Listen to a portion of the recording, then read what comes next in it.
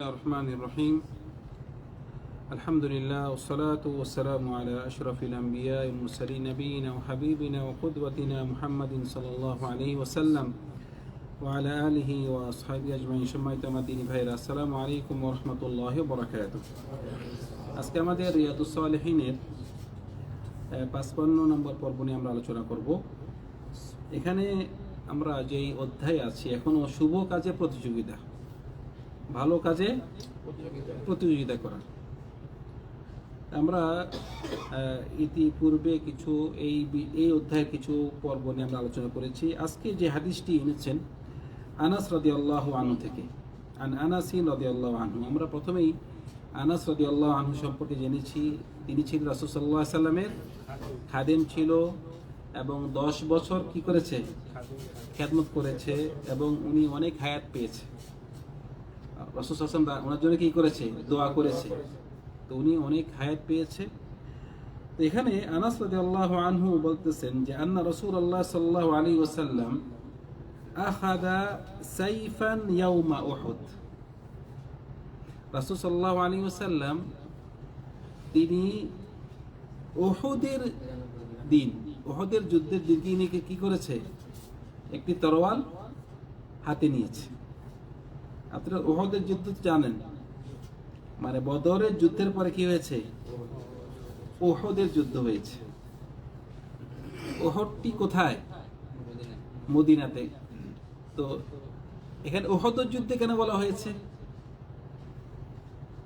কারণ উহুদ পাহাড়েই, কারণ ওই পাহাড় যেই যুদ্ধটা যেখানে হয়েছে ওটা কি, ওখানে কি ছিল, কি ছিল, উহুদ পাহাড়।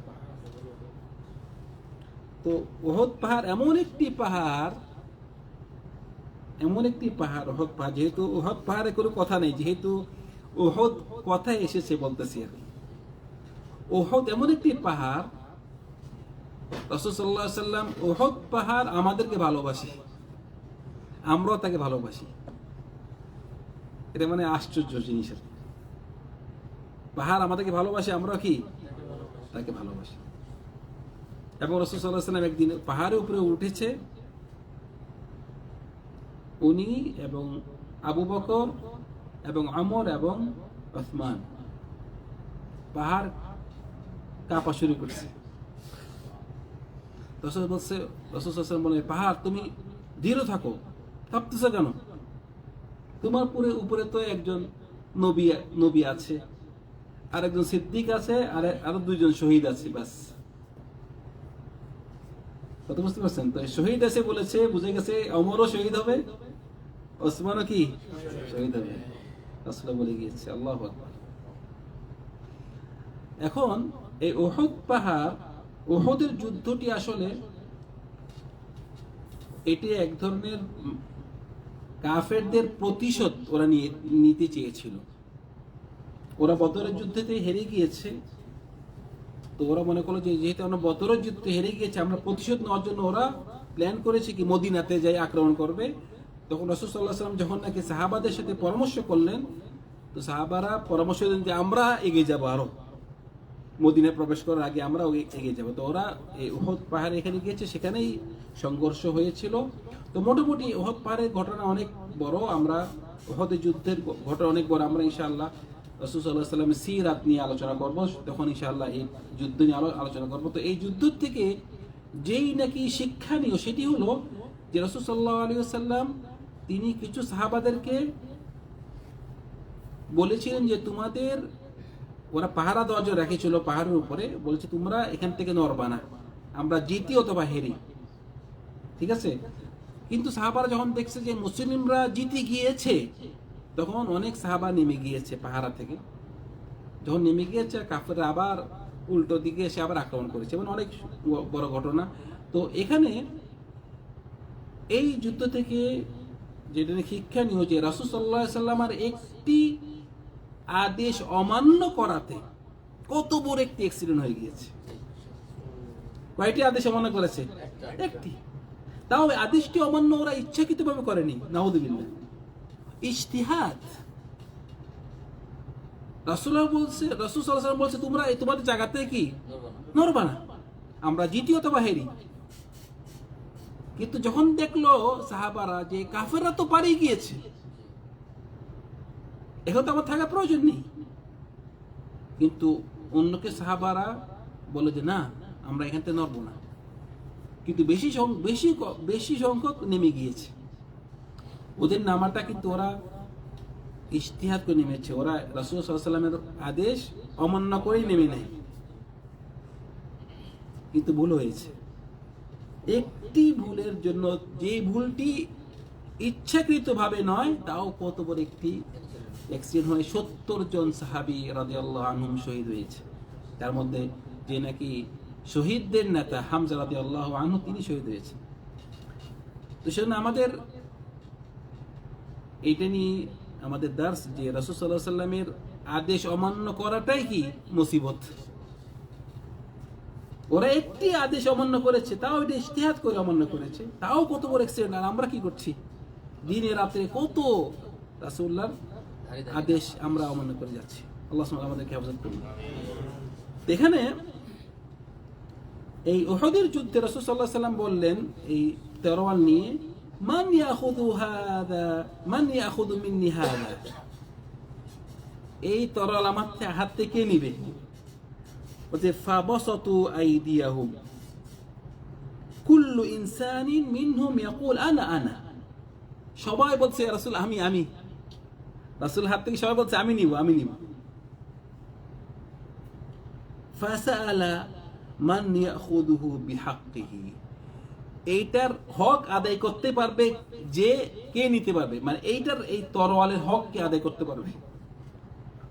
মানে এই তরোয়ালের হক আদায় করা মানে কি? এই তরোয়াল দিয়ে আপনি যুদ্ধ করে তরোয়াল যেন ভেঙে যায়, মানে যুদ্ধ করতে করতে যেন তরোয়াল কি ভেঙে যায়, এটা তরোয়ালের হক আদায় করা পুরা। যখন রাসূল সাল্লাল্লাহু আলাইহি ওয়াসাল্লাম বলছেন যে তরোয়ালের হক কে আদায় করতে পারবে, তখন সবাই চুপ হয়ে গেছে। মানে এটা কি দায়িত্ব কে নিবে এভাবে? فقال أبو دجانة رضي الله عنه أنا آخذه بحقه يا رسول الله, আমি তার হক আদায় করে আমি কি দিতে পারবো। সেজন্য ভালো কাজে মানে উদ্যোগ নিয়ে ফেলেন, আল্লাহ সাহায্য করবে। আবু দুজানা থেকে আরো ভালো ভালো সাহাবা রয়েছেন ওখানে, কিন্তু উনি উদ্যোগ নিয়ে ফেলেছেন আমি পারবো। বলছে ফাআখাযাহু, সে নিয়ে ফেলেছে। ফাফালাকা বিহি হামাল মুশরিকিন, এবং এই তরোয়াল দিয়ে একদম মুশরিকিন যারা আছে তাদের বলতেছে তাদের মাথা বিচ্ছিন্ন করে ফেলেছে। মানে খুব কাজ করেছে এই তরোয়াল দিয়ে। এই হাদিসটি ইমাম মুসলিম রিওয়ায়াত করেছেন। তো এটা একটি ভালো কাজের প্রতিযোগিতার একটি মিসাল এই হাদিসে আনা হয়েছে। তারপরে যে হাদিসটি এনেছেন আনিস জুবাইর বিন আদি রাদিয়াল্লাহু আনহু قال أتينا أنس بن مالك رضي الله عنه فشكونا إليه ما نلقى من الحجاج। মানে জুবাইর বিন আদি বলতেছে আমরা আনাস রাদিয়াল্লাহু আনহুর কাছে আসলাম এবং আমরা বিচার দিলাম আনাসকে যে হাজ্জাজ সম্পর্কে। হাজ্জাজ একজন অনেক বড় জালেম ছিল, একজন জালেম শাসক, মানুষদেরকে এত মেরেছে, অনেক সাহাবাদেরকেও মানে সাহাবাদেরকেও সে খুন করেছে। আব্দুল্লাহ বিন জুবাইরকে খুন করেছে। মানে সাহাবাকে মেরে, মানে এত বড় সাহস যে সাহাবাকে মারতে পেরেছে, মানে সাহাবীকে মারতে পেরেছে। আব্দুল্লাহ বিন জুবাইরকে মেরেছে এবং বড় বড় তাবেঈনকে মেরেছে। সাঈদ বিন জুবাইরকে মেরেছে,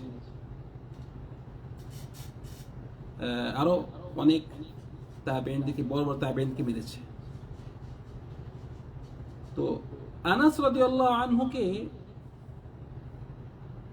কিছু তাবেঈনরা এসে আনাসকে কি করলো, বিচার দিল যে হাজ্জাজের কথা, হাজ্জাজ জুলুম করতেছে, আমরা কি করব? তখন ফাকালা ইসবিরু, কি বলছে, তোমরা কি সবর করো। সবর করতে বলেছে। শাসকের জুলুমে সবর করাটার থেকে আর কিছু, আপনি তো ওর সাথে মোকাবেলা করতে পারবেন না, মোকাবেলা করলে আরো বেশি মাইর খেতে হবে। সবর করতে বলেছে। হাজ্জাজের মানে ইতিহাস, যে কিভাবে যে মানুষদেরকে খুন করেছে, কিভাবে মেরেছে, মানে আশ্চর্য। এগুলো হাজ্জাজের ঘটনা অনেক ভাইরা জানেন, যে তার এই জুলুম, তার এই অত্যাচার। তো কিন্তু কথা হলো, মনে রাখবেন, একটি সমাজে মানুষ যেরকম থাকবে, শাসককে কি এরকম আল্লাহ দিবেন। মানুষ যেরকম হবে, শাসককে সেরকম হবে। হাজ্জাজকে যখন ইরাকে পাঠানো হয়েছে, ইরাকবাসী ছিল খুবই, মানে একটা শাসক গেলেই তার শুধু পিছনে লাগতো, তার বদনাম, তার ইয়া। আর একটা শাসক গেলে তার পিছনে লাগতো। তখন তাদেরকে পাঠানো হয়েছে কি হাজ্জাজ একদম একদম এমন করা, একদম সব ঠিক করে বলছে। কিন্তু সে জুলুম করেছে, এবং যখন নাকি আব্দুল্লাহ বিন জুবাইরকে মেরেছে, আব্দুল্লাহ বিন জুবাইর কি জানেন? তিনি মক্কার আমির ছিল, এবং মক্কাতে সে আক্রমণ করেছে, কাবা শরীফে আক্রমণ করেছে, এবং আব্দুল্লাহ বিন জুবাইরকে মেরে লটকে রেখেছে। এবং আব্দুল্লাহ বিন জুবাইর হলো আবু বকরের কি নাতি। আব্দুল্লাহ বিন জুবাইর আবু বকরের নাতি, আসমা রাদিয়াল্লাহু আনহার ছেলে। আবার উনার স্বামীও জুবাইর বিন আওয়াম, যাকে নাকি জান্নাতের সুখবর দেওয়া হয়েছে দুনিয়াতেই, উনার বাবা। তো আবু বকরের নাতিকে আব্দুল্লাহ বিন জুবাইরকে এই হাজ্জাজ খুন করেছে। যখন খুন করেছে, তখন আসমা রাদিয়াল্লাহু আনহা, আসমা জীবিত ছিল। আসমা কার বোন? আয়েশা, ফাতিমা কে আয়েশার বোন, আয়েশা দানার বোন। যখন নাকি আব্দুল্লাহ বিন জুবাইরকে খুন করেছে, যখন নাকি মক্কা পুরা ঘিরে ফেলেছে, তখন আব্দুল্লাহ বিন জুবাইর তার মার কাছে গিয়েছে, মা, এখন তো ওরা সব ঘিরে আমাকে মেরে ফেলবে। তো মা, অনেক কথা হয়েছে, তার মধ্যে একটা বলতেছে যে, মা, আমাকে তো ওরা মেরলে তো আবার মারার পরে আবার ঝুলিয়ে রাখবে। বলছে, বাবা, ছাগলকে জবাই করার পরে যখন তার চামড়া ছিল, তখন কি ছাগল কিছু টের পায়? কিছু। বলছে, তুমি মারা যাওয়ার পর তুমি টের পাবা না, জুড়ে রাখো কাকি, তোমার কোনো সমস্যা নেই। তুমি যদি আল্লাহর জন্য করে থাকো তোমার কাজ, তাহলে তোমার জন্য এগুলো সুখ। মানে মা তাকে সান্ত্বনা দিয়েছে।